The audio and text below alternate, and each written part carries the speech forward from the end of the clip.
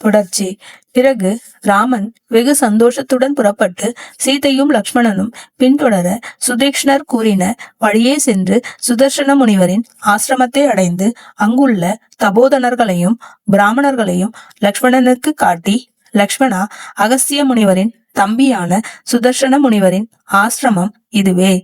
இங்கு முன்னொரு காலத்தில் இல்வலன் என்றும் வாதாபி என்றும் அண்ணன் தம்பிகளான 2 அசுரர்கள் பிராமணர்களை இம்சித்துக் கொண்டிருந்தனர். இல்வலன் பிராமண ரூபம் தரித்து சமஸ்கிருத பாஷை பேசிக்கொண்டு ஸ்ராத்தம் என்று சொல்லி பிராமணர்களை அழைப்பான். பிறகு அந்த இல்வலன் ஆட்டு உருவம் தரித்த தன் சகோதரரான வாதாபியை சமைத்து அந்த பிராமணர்களை போஜனம் செய்விப்பான். பிறகு அப்பிராமணர்கள் புசித்த பின் இல்வலன், வாதாபி, வெளியில் புறப்பட்டு வா என்று பெருங்குரலுடன் அழைப்பான். உடனே வாதாபி ஆடு போல் கூச்சலிட்டு கொண்டு பிராமணர்களின் வயிற்றை கிழித்து வெளியே புறப்படுவான்.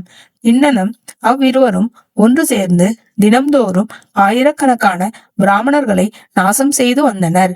பிறகு தேவதைகளின் வேண்டுகோளினால் அகஸ்திய முனிவர் இல்வலனுடைய சிராத்த போஜனத்திற்கு ஒப்புக்கொண்டு வாதாபியை புசித்து விட்டனர். வழக்கப்படி இல்வலன் வாதாபியை பெயர் சொல்லி அழைத்தும் அவன் வெளியில் வரவில்லை.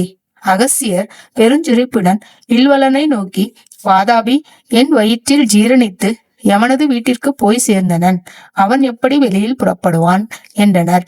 தன் சகோதரன் இறந்தான் என்பதை கேட்ட இல்வலன் அம்முனிவரை உபத்திரவிக்க தொடங்கினான். அப்போது அவனும் அம்முனிவரது நேத்திர அக்னியினால் நீராகி மரணமடைந்தான். இவ்வாசிரமமானது அப்படிப்பட்ட மகிமையுள்ள அகஸ்திய முனிவரது சகோதரரான சுதர்சன முனிவரது ஆசிரமம் ஆகும் என்றனன்.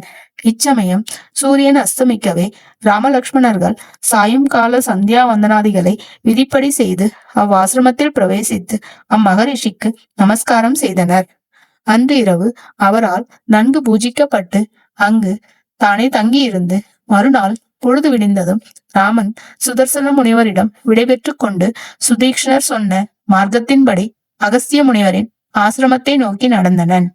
பிறகு சிறிது நேரம் கடந்து ஆசிரமத்தை அடைந்து லக்ஷ்மணனிடம் அகஸ்தியருடைய பிரபாவங்களை எல்லாம் ஒவ்வொன்றாக சொல்லிக் கொண்டே உள் நுழைந்து லக்ஷ்மணனை நோக்கி, லக்ஷ்மணா, இவ்வாசிரமம் மிக மகிமை பொருந்தியது. தேவதைகளும் யக்ஷர்களும் நாகர்களும் ஆகார நியதியுடன் தர்மத்தை ஆராதிப்பவர்களாகி இங்கு வாசம் செய்கின்றனர். ஆகையால் இவ்வாசிரமத்திலேயே தங்கி அகஸ்தியரை ஆராதித்து கொண்டு வனவாசத்தின் மிகுந்த காலத்தை கழிக்கப் போகிறேன். நீ முன்பு போய் இங்கு சீதையோடு நான் வந்திருக்கிறேன் என்பதை அம்மகரிஷிக்கு தெரிவிப்பாயாக என்றனன்.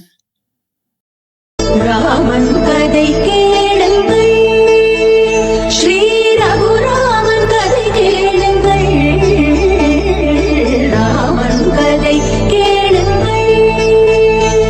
ராமாய ராமபத்ராய ராமச்சந்திராய நமः. ఈ జగమంతా రామమయం.